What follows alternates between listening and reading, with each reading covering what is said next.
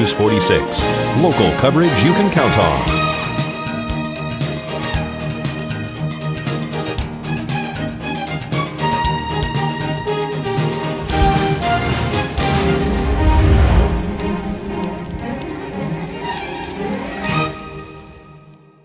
And we're back again, and this time I have my wonderful co-host of the day, Shane Corson from Let's Talk Graphics. We haven't seen much of your face on camera today, so we thought we might as well interview him. We've got some important things to talk about. A little bit about. Oh, yes, yes, and we appreciate you stepping in for us. Thank you very much for having me again, Absolutely, as always. Absolutely. It's a pleasure to be now, here. You know, we have had you on the show before talking about you do build websites. Correct. And the importance of, if you have your own business, how a website can help you in promoting that business. And today we're going to be talking about a couple of things. Right. And the one thing I thought was important to talk about is, if you, like me, you may have an extra computer around that you really don't need, or you'd like to donate to a school or put in a garage sale. But the thing that I don't think people quite realize is, if you have any of your important financial information, your social security information, credit card information, any of that you don't want getting out there in the world, it's still in that hard drive of the computer. Yes, it is. So there are things you need to do before you would even consider donating or selling a computer, Yes, correct? there are, yes. So absolutely. how can you get rid of that information, or what is the process or the steps to take? Okay.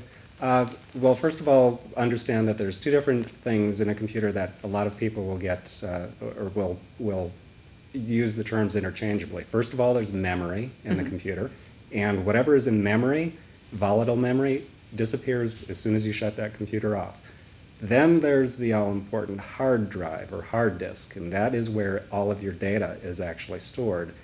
Things like Word documents, information that you might have entered in at a website, like credit card or your name or your address. That information generally stays on the hard drive, regardless if you shut the computer off or not, and it will be there. If you sell your computer along with that hard disk, the information on the hard disk is going to go along to the next person. So That's a concern. that is a big concern, a huge concern, especially since there are actually teams of people out there looking for information on Such a machine. Absolutely. So what are the steps? What do you take? How can you do this? Do we call you? Well, you can call me and I will take care of it, but there are steps that you can take on your own.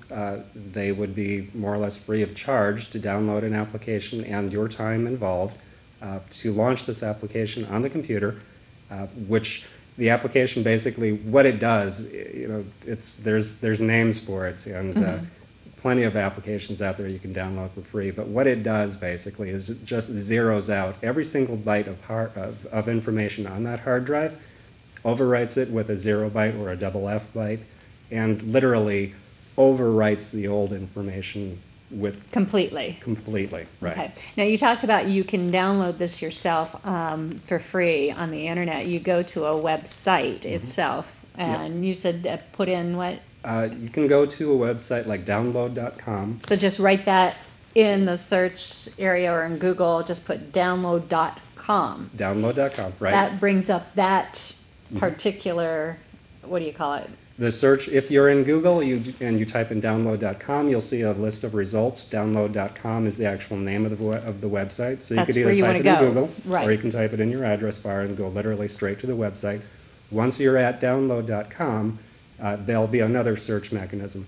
Search for a term like disk cleaner, Okay. or zero out hard But make disk. sure you're on that exact website, download.com. Yeah. Don't be fooled by all the other little things that might pop up if you don't go Right. directly to that. Right. If you Yeah. go to Google and you do a Google search for disk cleaner, you're going to come up with tons of websites, and I wouldn't be able to tell you which one of those websites is valid Yeah. or not. Download.com is a great place to download application software. Okay. Not most of it, all of it's checked for viruses and malware, and it's a good website. Yeah, and then from there, then search for that zero out or disk cleaner. Disk cleaner or disk killer.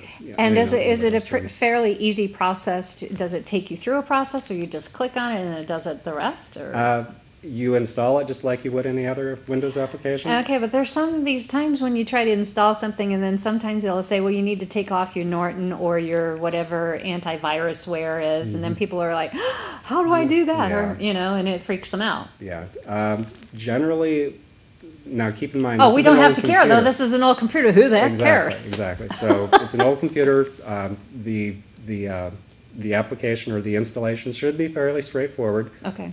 It'll ask you a question, where do you want to install it to? Generally, it'll run you through a wizard. You just click next, next, next. Got it. A little bit of instruction. Maybe you might have to read the help file, but after that, it'll say which disk do you want to zero out. You select the hard drive, usually the C drive. Just hard drive, C drive. Remember that, yeah. C Yeah. and or D, depending on how many partitions there are. And the program, the application, will go ahead and Take care of zero the everything rest. else out for you. That's great information to know because I got two sitting around that I'd really like to get rid of right now. One thing very important to know also about removing information from your hard drive. Deleting a file, going into Windows, clicking delete, throwing it into the trash bin, and even emptying the trash bin does not delete the file. Because it's still on that hard drive. Exactly. The Yeah. 0 bytes, the process where the bytes are written out, literally overwriting it, that's the only pretty much guaranteed way to get rid of it. All right, we're glad, great information on that. The next thing we want to talk about are cookies. So we got a few minutes to talk about cookies. See, Chocolate chip or oatmeal? he's such a comedian. He's been on the show now how long? And he thinks he can. And I'm starting to feel comfortable. Yeah, about he it. is. He's actually loosening up. Okay, talk about cookies. All right. What do we need to know about cookies? Question came up to me the other day is, what is a cookie? Should I be concerned about it? How does it get onto my system? What's it for? Basically, a cookie it's also known as an HTTP browser cookie, a web cookie, or literally a couple of other names too, In but English. generally cookies. In English, I'll give you the Chocolate tech, chip or raisin? chocolate chip. Basically, it's used for one computer to speak to another computer where this computer, let's say that you visited your banking site once before. Right, yes. And you entered in your username and your password information. The next time you go back to that website, your banking website, it'll know somehow that you are from Nevada. How does it know that? Well, it knows that because it placed a small file on your computer called a cookie. The cookie is a straight text file. It generally doesn't say this person is from Nevada or Florida or Mississippi It's just or a wherever. reminder, or it's kind of like it remembers a portion of that information to make it easier for you to go back to that Right, exactly, site. Okay. exactly. And browsers will, by default, save these cookies on your system. So Now, what's the problem with having those happen? there's a couple of small problems. A lot of people believe that the information that it saves on their computer can then be hacked or stolen. And while there is some amount of truth to that, for the most part, these cookies are generally encoded files that make absolutely no sense to anything except the To that particular where you were in, like your Web banking? server. Because we're all now doing online banking, or most of us are. So that's the difference of what's being saved, right. where it cannot in the real world. Because, okay, like a cookie, you get people that hack into somebody else's email, like a friend of yours' email, and then they're sending you advertisements using that friend's email. But they can't get any information off of you unless you allow it in. Right. Well, the biggest fear with cookies is that your computer system might be hacked. And if it's hacked, if somebody actually gets to your computer system, they can take that cookie off of your computer, place it onto their computer, and then impersonate you. Ooh, Impersonate you. so be going to your careful what banking you site. open. Always be careful.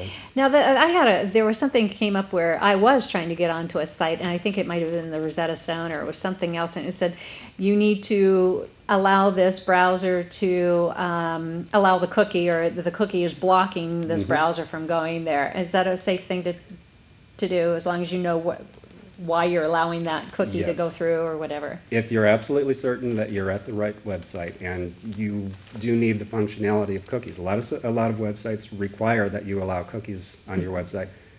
In that case, yes, it's fine. As long as you know that's where you're going, that's why you're going there, or you Right. need to go there. Right, and Yeah. then at the end of the session, you can always delete the cookie from your system. The browsers will allow you to set up, and I have some screenshots for you, which hopefully we'll be able to flash by in a little while.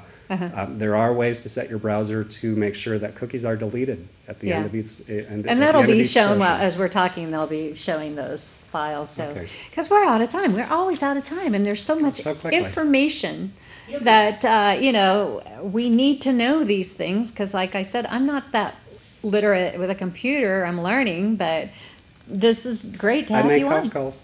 Shane makes house calls, remember that, and we'll get the phone number when we go back to the other desk. We'll be right back.